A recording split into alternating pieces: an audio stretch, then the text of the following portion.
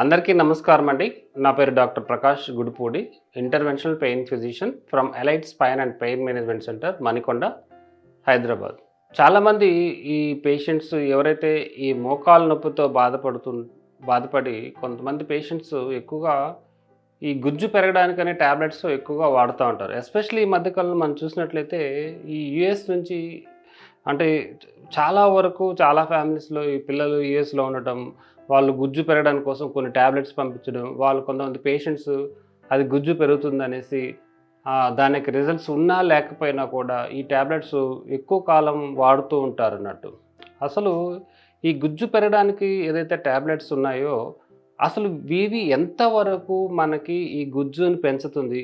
అసలు ఎంత పనిచేస్తది? అసలు ఎవరిలో పనిచేస్తది? అసలు ఇది పనిచేస్తుందా?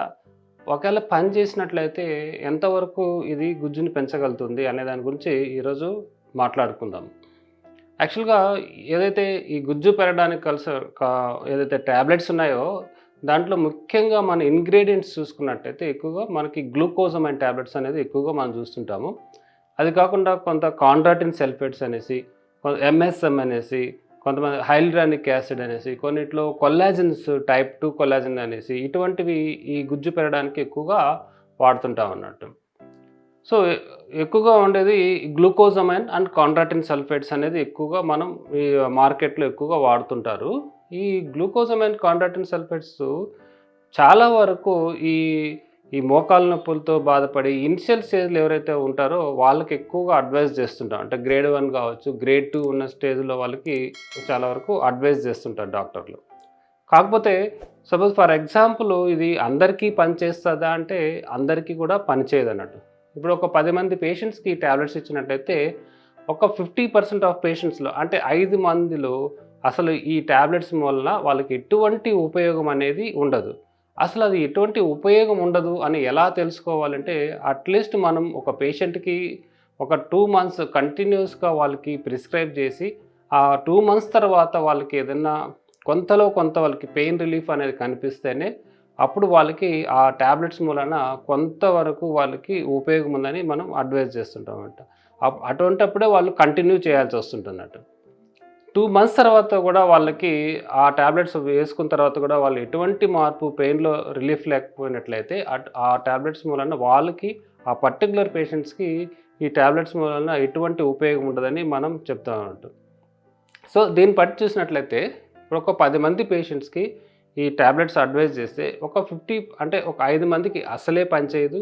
ఒక 5 మందికి కొంతమందికి 5 మెంబర్స్‌కి ఈ టాబ్లెట్స్ అనేది పనిచేస్తుంటుందన్నట్టు.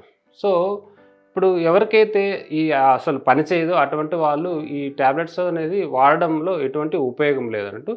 సో దట్ వాళ్ళు డిస్కంటిన్యూ చేయడమే ఆఫ్టర్ 2 మంత్స్ తర్వాత ఆ టాబ్లెట్స్ వాడకుండా ఆపేయడమే బెటర్ అన్నట్టు. ఇక ఎవరైతే ఒక 50% పేషెంట్స్‌లో ఆ 2 మంత్స్ తర్వాత వాళ్ళకి కొంత ఇంప్రూవ్‌మెంట్ ఉంది అనుకున్న వాళ్ళకి మాత్రం వాళ్ళకి ఏంటంటే ఈ ఏదైతే మనం అడ్వైజ్ చేసిన టాబ్లెట్స్ వీళ్ళకి గుజ్జు పెరగడం అనేది అసలు కంప్లీట్‌గా గుజ్జు పెరుగుతుందా అనేది అసలైతే జరగదండి.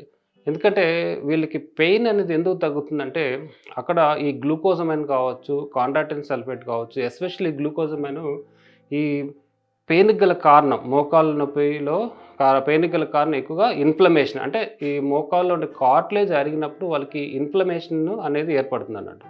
ఆ ఇన్‌ఫ్లమేషన్‌ని మాత్రం ఈ గ్లూకోజమైన్ టాబ్లెట్స్ తగ్గిస్తుంటుందన్నట్టు. దాని మూలాన వాళ్ళకి ఈ పెయిన్ తగ్గుతుంది కానీ కంప్లీట్‌గా వాళ్ళకి అరిగిన కార్టిలేజ్ అయితే రీగ్రో అనేది కాదన్నట్టు. సో, కానీ ఎవరికైతే ఈ 2 మంత్స్ తర్వాత ఎవరికైతే పెయిన్ తగ్గుతుందో ఆ 50% రెస్పాండర్స్ ఉంటారో వాళ్ళకి కనీసం వాళ్ళకి 1 ఇయర్ నుంచి 2 ఇయర్స్ వాళ్ళు కంటిన్యూగా యేసుకున్నట్లయితేనే వాళ్ళకి ఒక అట్‌లీస్ట్ 5-10% ఇంప్రూవ్‌మెంట్ కార్టిలేజ్ అనేది కొంతవరకు ఇంప్రూవ్ అయ్యేదానికి ఆస్కారం ఎక్కువగా ఉంటది. కాబట్టి ప్రతి ఒక్క పేషెంటు ఈ గ్లూకోజమైన్ టాబ్లెట్స్ యేసుకోవాల్సిన అవసరం లేదు. అందుకని ఎవరైతే ఈ టాబ్లెట్స్ వాడుతుంటారో ఎస్పెషల్లీ ఈ గుజ్జు పెరగడానికి అసలు వాళ్ళకి రెస్పాన్స్ పెయిన్ తగ్గుతుందా లేదా అని చూసుకొని ఒకవేళ తగ్గినట్లయితే వాళ్ళు అట్‌లీస్ట్ మినిమమ్ 2 ఇయర్స్ వరకు కంప్లీట్‌గా వాడాల్సొస్తుందనండి. ఎవరికైతే అసలు తగ్గనే తగ్గదో అటువంటి వాళ్ళకి కంటిన్యూ చేయడంలో ఉపయోగం అనేది లేదండి. ఇదే అండి.